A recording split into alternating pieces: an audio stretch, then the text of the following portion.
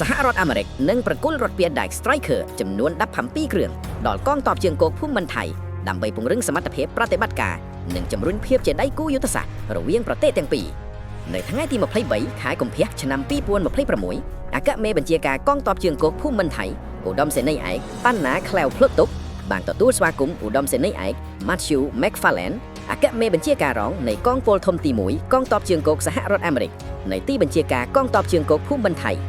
កិច្ចជំនួបនេះផ្ដោតលើការពិភាក្សាអំពីកិច្ចសហប្រតិបត្តិការយោធាការពង្រីកសមិទ្ធយុទ្ធរួមនិងការអភិវឌ្ឍអង្គភាពប្រើប្រាស់រថពាដាក Striker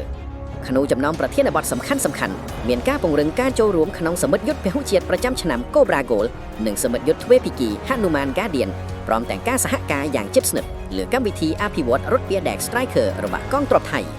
ភាគីទាំងពីរបានសម្ដែងការកោតសរសើរចំពោះកិច្ចសហការជាបន្តបន្ទាប់ដែលឆ្លុះបញ្ចាំងពីទំនាក់ទំនងសន្តិសុខដ៏រឹងមាំនិងការបដិញ្ញារួមគ្នាក្នុងការអភិវឌ្ឍសមត្ថភាពយោធានិងបុគ្គលិក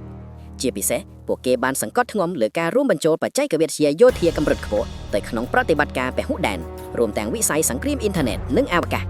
សកម្មភាពនេះបង្ហាញពីការពង្រឹងកិច្ចសហប្រតិបត្តិការយោធារវាងសហរដ្ឋអាមេរិកនិងថៃដែលមានគោលបំណងបង្កើនស្ថិរភាពនិងសន្តិសុខនៅតំបន់